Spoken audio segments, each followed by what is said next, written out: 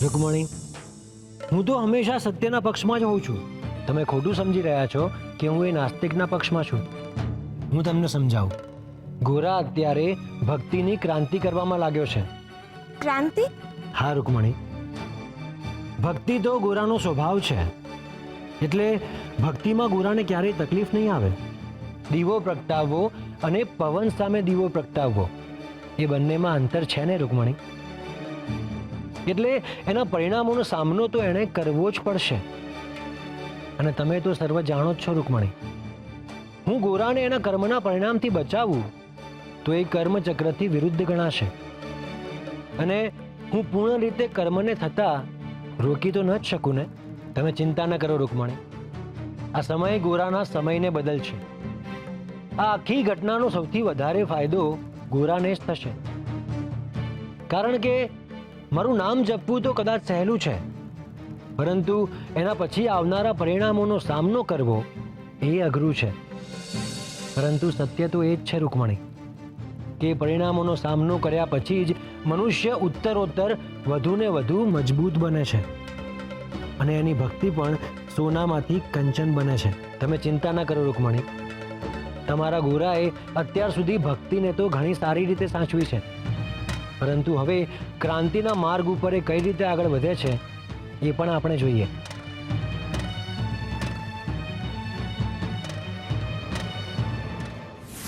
સાચું કહું છું સાહેબ સરકાર, ગોરાના ઘરમાંથી ભજનનો અવાજ સંભળાયો. એ તમારું નામ લેવાના બદલે એના ભગવાનનું નામ લેતો હતો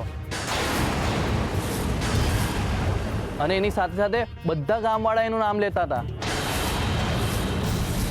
ત્યાં જે દ્રશ્ય જોયું એ જોઈને હું તો ડરી જ ગયો સાહેબ સરકાર.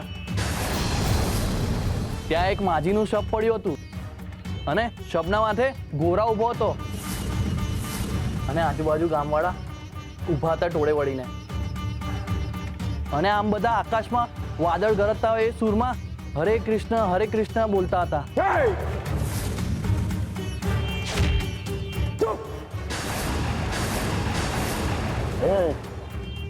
તું શું કામ ચૂપ છે? શું થયું? સાહેબ સરકાર, હું મંદિરના કિવાડની ચોકી કરતો હતો અને અચાનક જ આગળ બોલ.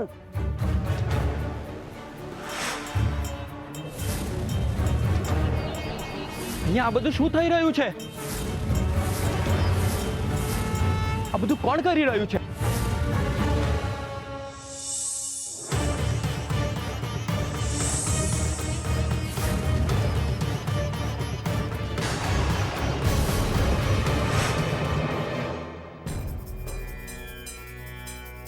હું વાત કહો છો, ખરેખર આવું થયું તું? અરે સાહેબ સરકાર, ખાલી આટલું જ નહીં, બીજું પણ જોયું. બીજું શું જોયું?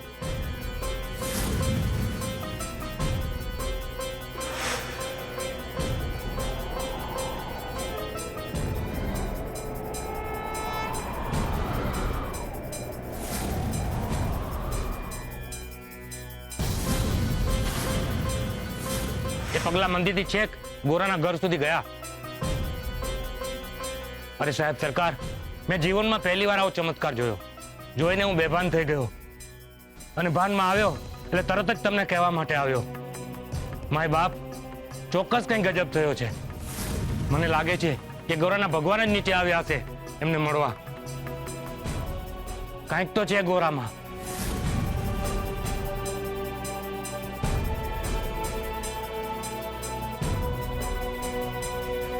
સાચે? હરી, મને તો ખાતરી હતી કે તમે જ આવ્યા હશો. છેક આંગણે આવીને મને પોકારી ના નાખી. આવું તો કેમ હાલે ભાઈબંધ? હરે કૃષ્ણ હરે કૃષ્ણ હરે કૃષ્ણ. ચૂપ ચૂપ.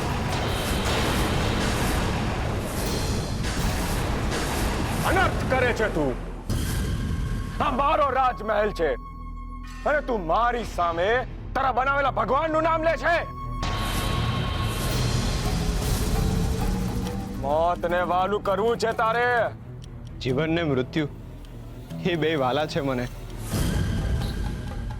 ને જે મળશે ને એ હરિએ જ આપેલું હોય છે.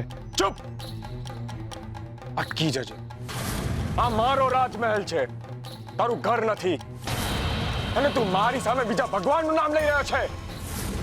આ તો તું બહુ ચતુર છે, આ તો તું મૂર્ખ છે. હું બીજા કોઈનો તો નહીં, પણ મારા ભાઈબંધનો ભક્ત છું. એ મને બીજી કોઈ વાતનું નહીં, પણ એક વાતનું ઓછું લાગે એવું છે.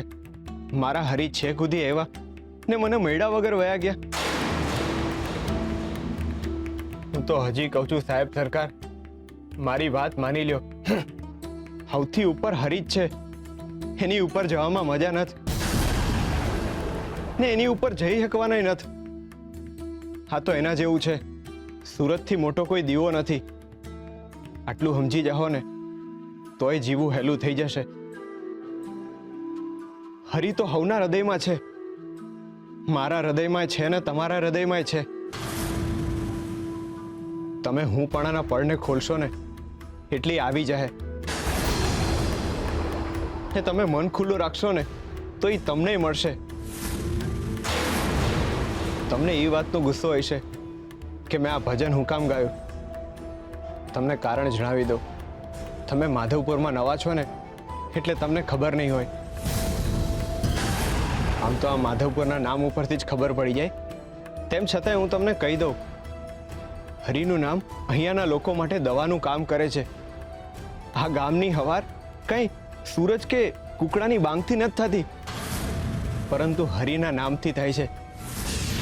ને અહીંના બાળકો કઈ હાલરડા સાંભળીને ન થતા, એ તો હરિનું ભજન ગાઈને પોઢે છે. ભૂખ ને તરસ એ બે હરી છે. એક સમય માટે ખાવાનું કે પીવાનું ન આપો ને તો હાલે, પણ હરિના નામ વગર તો એક પળ પણ ન હાલે.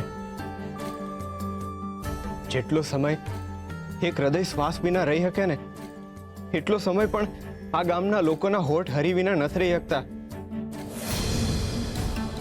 તમે આ ભક્તિ વર્જિત કરી નાખી, એમાં હું શકરી હકીની સારવારે ન કરી શકો ને મારા ભાઈબંધને ન મળી શકો. સાહેબ સરકાર, હું તમને વિનંતી કરું છું, અમારા માટે હરી જ હંધુય છે, જીવન એ હરી જ છે. તમે અમને હરીથી અળગા કરવાનું પાપ ન કરશો. મંદિરના દ્વાર ખોલી નાખો. સાહેબ સરકાર, કૃષ્ણ તો હરી છે, એમની ભક્તિ ઉપર રોક ન લગાવો. એમની ભક્તિ ઉપર રોક એટલે જીવન પર રોક. ને કૃષ્ણ વિનાનું જીવન તો વરસાદ વિનાની ખેતી જેવું થઈ જાય. મારી આ વિનંતીને સ્વીકાર કરો.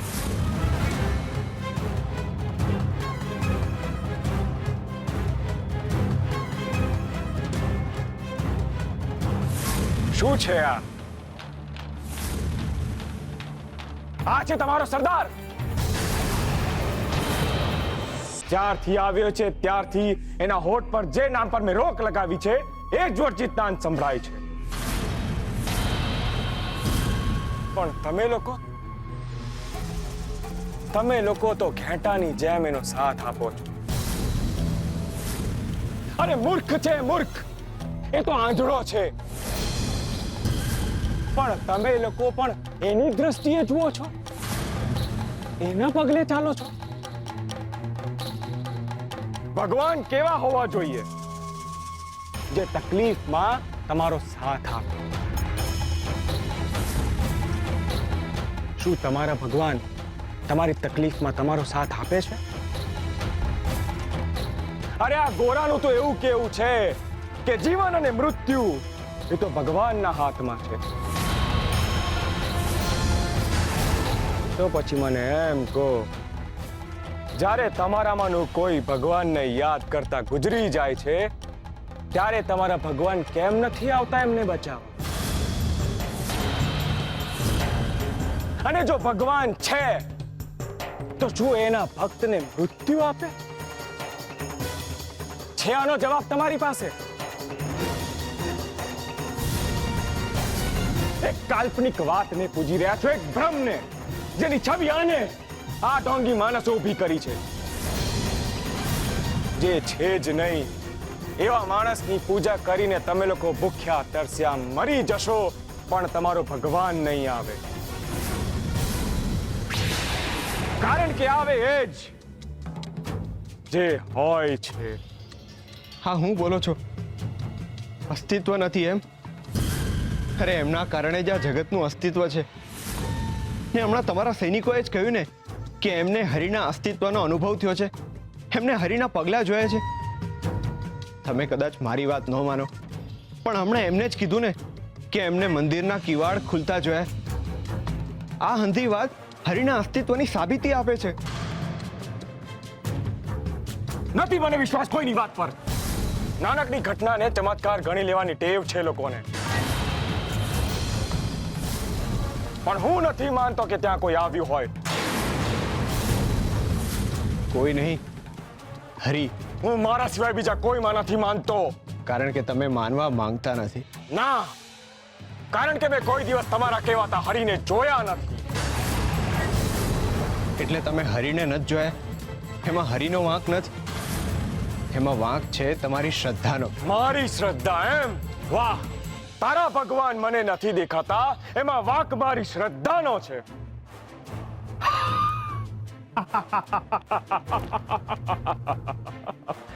શ્રદ્ધા તમારી સાહેબ, હરિ તો આપણા. આપણા નહીં.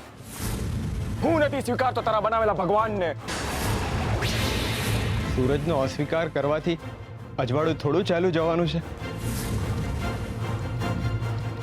એમ તો પછી બોલાવ તારા હરિને મારા દરબારમાં.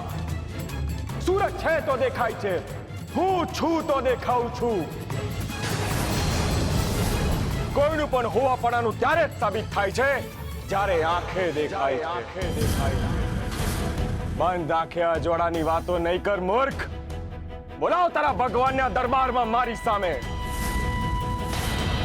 આજે તો નિર્ણય થઈ જ જાય કે કોણ છે સાચો ભગવાન. હા, હા, ગોરાએ બનાવેલા એના ભગવાન કે પછી તમારા બધાની સામે ઉભેલો આ વિશ્વજીત સાહેબ સરકાર.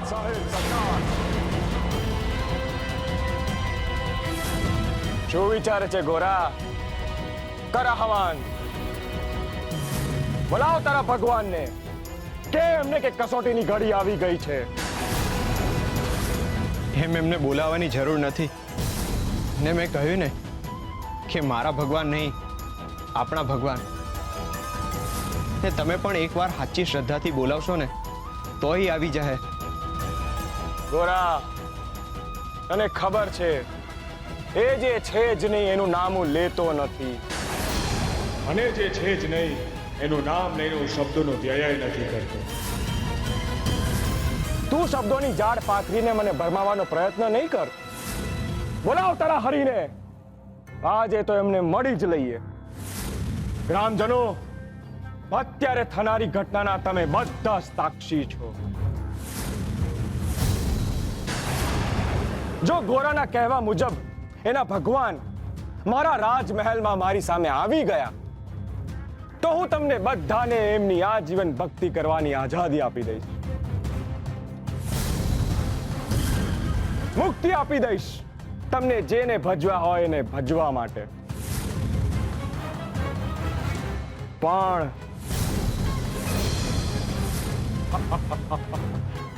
જો ગોરાના કહેવા મુજબ એના ભગવાન આ દરબારમાં ન આવ્યા તો એની સજા તમને બધાને મળશે.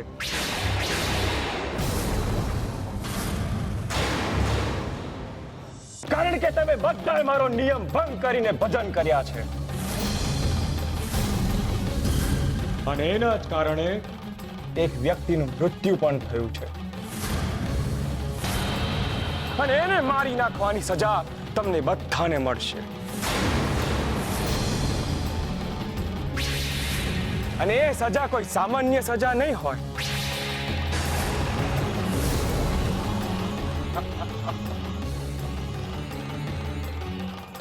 સજાના ભાગરૂપે તમારા બધાની જીભ કાપી લેવામાં આવશે.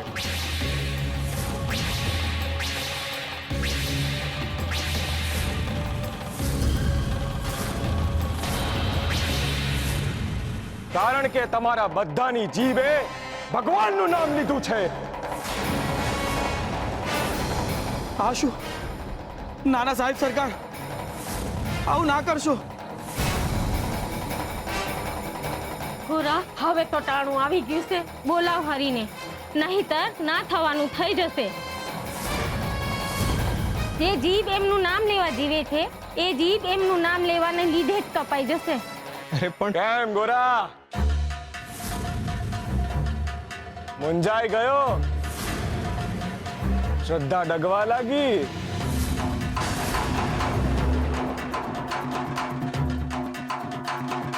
એ પછી તુંય સમજી ગયો કે હરી તો છે જ નહીં. ના, હરી તો છે જ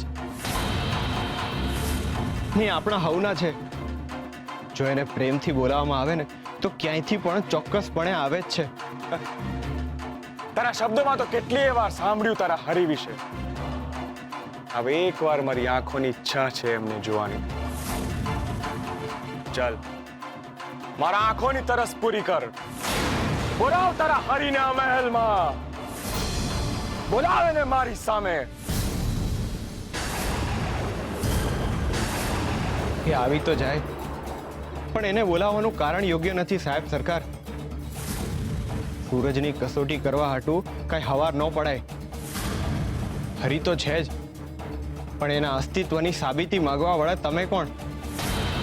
જેના લીધે આપણે છીએ એ છે કે નહીં એ સવાલ કરવા વાળા આપણે કોણ? આ સાબિતી માંગવી એ પણ પાપ છે. જે છે એને સાબિત થવાનો ડર શું છે? અને જો હોય તો પછી એને અહીંયા આવવામાં વાંધો શું છે?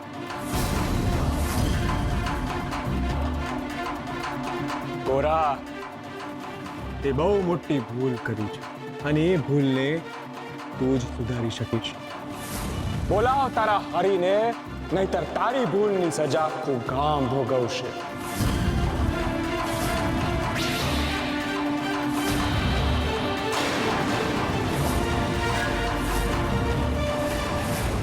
આ તમે શું કરી રહ્યા છો નાથ?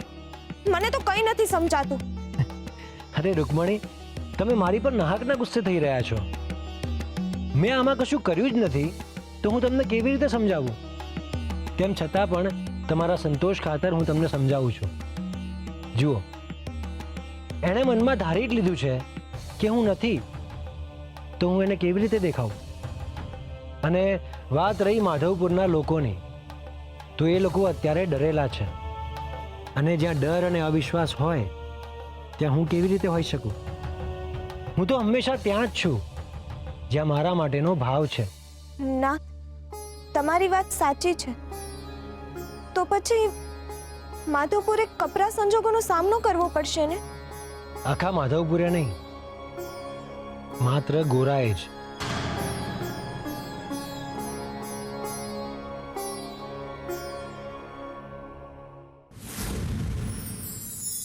પગલા ચાલવું અને પગલા પાડવા એ બંને વચ્ચે બહુ મોટો ફરક છે.